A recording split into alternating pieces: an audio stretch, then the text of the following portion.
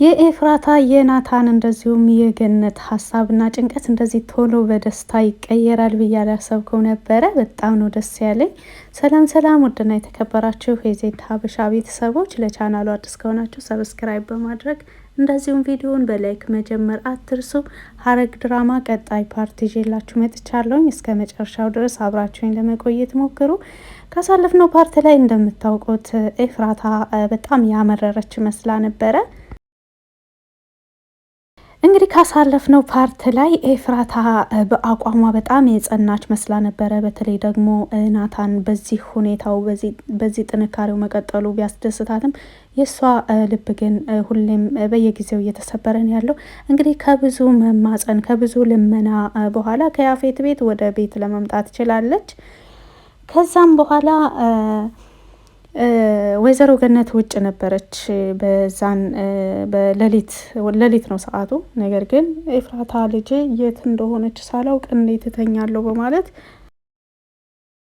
ኤፍራታን ውጭ ሆና እየጠበቀቻት ነበረ። ይህን ያየችው ቤዛ ደግሞ ከመኝታ ክፍሏ እየሮጠች ወደ ታች መጣችና ከወይዘሮ ገነት ጋር በመሄድ ምን እየሆንሽ ነው? ማንን እየጠበቅሽ ነው? በማለት ኤፍራታ ልጅ እኮ እስካሁን የት እንደሆነች አላውቅም በማለት ስትነግራት አይ የማታውቂ አታስመስይ፣ አዲሱ ፍቅረኛዋ ጋር ሄዳ ይሆናል በማለትም ቤዛ ገነትን ትነግራታለች። ምን እያልሽ ነው? የምትይውን ግን አውቀሽ ነው የምትይው በማለት ስትጠይቃት አዎ በደንብ አውቀዋለሁ፣ መቼም ኤፍራታ ልጄ አልነገረችኝም ብለሽ እንዳትመልሽልኝ በማለት ቤዛ ስትናገር፣ ወይዘሮ ገነት ደግሞ ምኑን ያልነገረችኝ በማለት አዲሱ ፍቅረኛዋ ጋር በቅርብ እንደሚጋቡ ነው፣ ናታንንማ ዓይንህን ላፈር ብላ ትተዋለች በማለት ቤዛ ስትናገር፣ ይህን እየተነጋገሩ ሳለ ኤፍራታ ወደ ግቢው ትገባለች። ኤፍራታ ወደ ግቢው ከገባችን በኋላ ይኸው መጣችልሽ፣ እሷ ትንገርሽ በማለት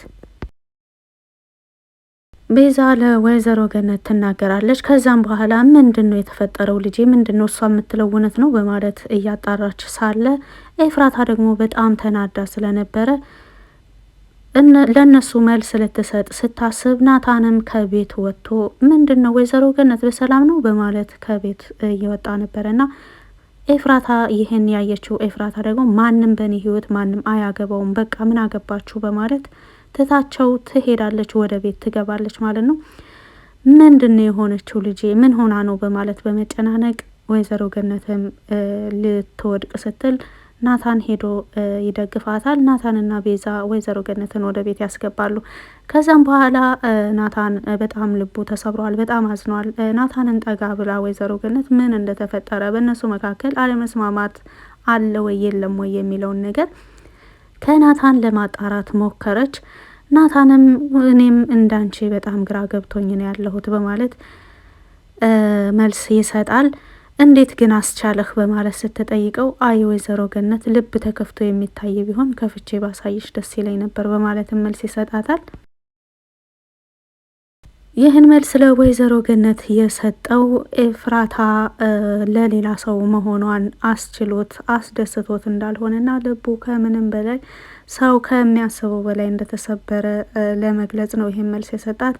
ይህንን የተረዳቸው ወይዘሮ ገነት ደግሞ አይዞህ ልጄ ሁሉም ያልፋል፣ የሆነ ነገር አስገድዷት ሊሆን ይችላል በማለት ናታንን እያጽናናቸው ነበረ። ናታንም ልክ እንደ ልጇ አድርጋ ስለምታየው ወደ እሷ ጠጋ እንድልና የእረፍት ስሜት እንድሰማው ጸጉሩን በመዳበስ አይዞህ ልጄ ያለህበት ሁኔታ በጣም ከባድ መሆኑን አውቃለሁ፣ ነገር ግን የማያልፍ ነገር የለም። በተለይ ደግሞ አንተና ኤፍራታ አብራችሁ ከሆናችሁ ምንም የማታልፉት ፈተና የለም። ብዙ ፈተናዎችን አልፋችኋል። ወደፊትም ደግሞ ብዙ ፈተናዎች ቢመጡም ሁሉንም አብራችሁ ታልፋላችሁ። አንዳችሁ ለአንዳችሁ ብርታት ናችሁ። ሁለታችሁ መራራቅና መለያየት በፍጹም የለባችሁም።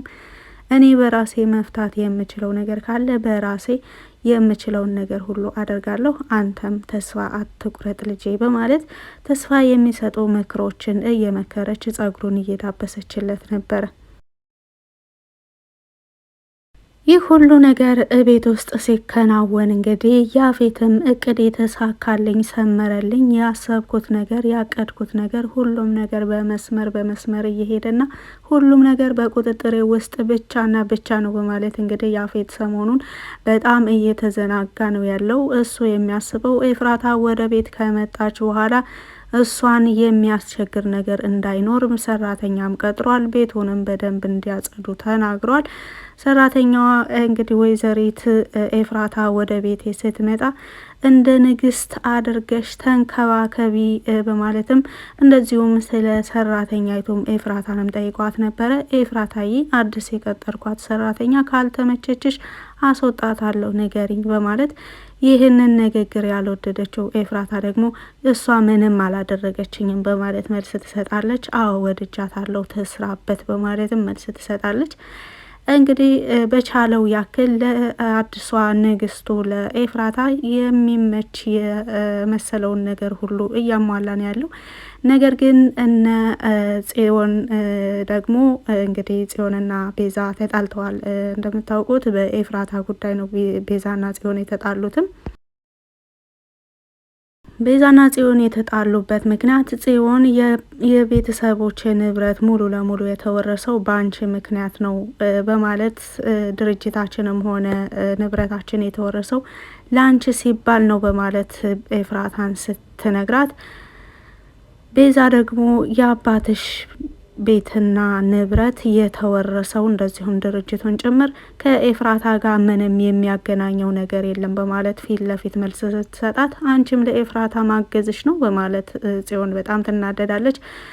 ተናዳም ወደ ክፍሏ ነበር የሄደችው። ከዛም ገነት እንግዲህ እንደሚታወቀው ታች ብቻዋን ነው ያለችው፣ ናታንም የለም።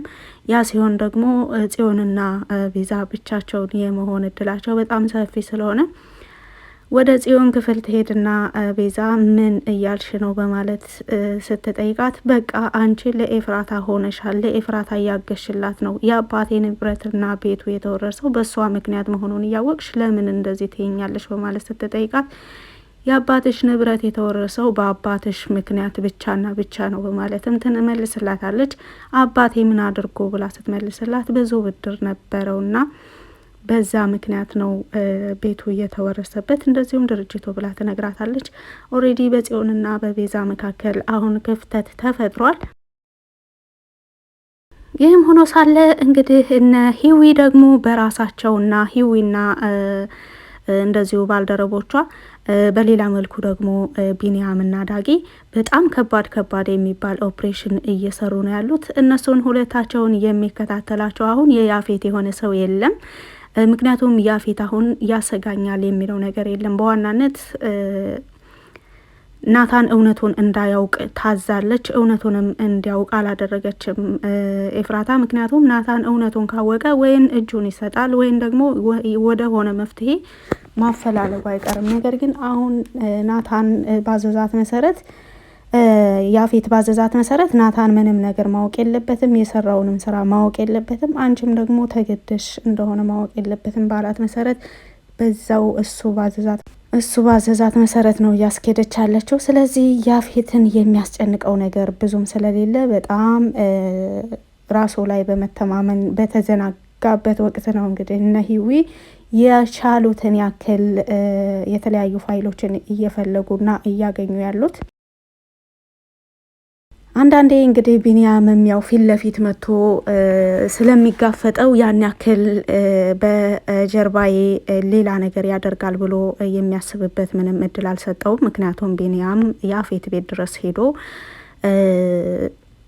ተደባድበው ነበረ፣ ታስታውሱ ከሆነ ካሳለፍነው ፓርት ላይ። ሰራተኛዋ ደግሞ የነ ሂዊ ሰው ነች። እነ ሂዊ ነች ወደ ያፌት ቤት እንድትገባ ነገሮችን ያቀነባበሩት። ለዛም ነው ሰራተኛዋ እያንዳንዱ የሚደረጉ ነገሮች ቤት ውስጥ የሚሰሩ ነገሮችን በቻለችው በድምጽ በቻለችው በቪዲዮ መረጃዎችን እያሰባሰበች ነው ያለችው። ሂዊም ደግሞ ከውጭ ያሉትን ነገሮች እየተቆጣጠረች ነው ያለችው። እንደዚሁም ወደ ታገቱት ሴቶች ታደርሰኛለች ብላ የገመተቻትን ሉሊትንም ጓደኛ አድርጋ ስለያዘቻት አሁን ሉሊትና ሂዊ እንደ ጓደኛ ሆነዋል።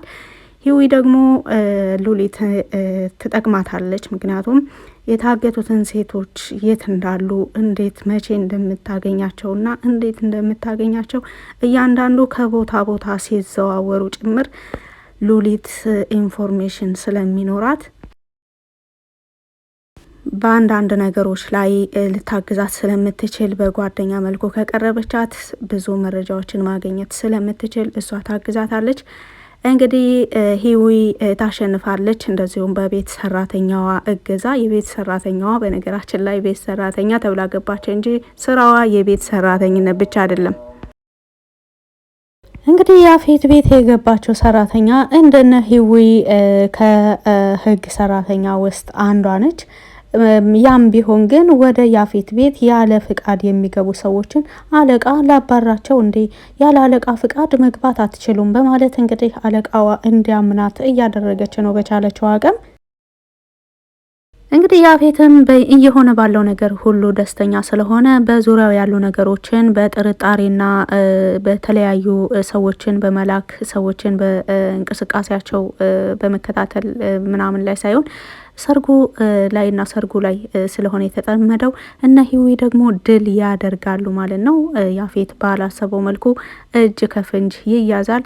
የናታንና የኤፍራታ ፈተና ደግሞ እንደዚሁም የነ ቤዚ ሴራ በቅርብ ይጋለጣል ብለን ተስፋ እናደርጋለን። ለዛሬ ይዤላችሁ የመጣሁት ቪዲዮ እዚህ ድረስ ነበረ። በቪዲዮ ላይ ማንኛውንም አስተያየት መስጠት ትችላላችሁ። በቀጣይ ዙርስ ምን ይፈጠራል የሚለውን አብረን የምናይ ይሆናል። ስላዳመጣችሁኝ ከልብ አመሰግናለሁ። በቀጣይ ቪዲዮ እስከምንገናኝ ድረስ ሀገራችን ኢትዮጵያን ሰላም ያደርግልን። መልካም ጊዜ ብያለሁ።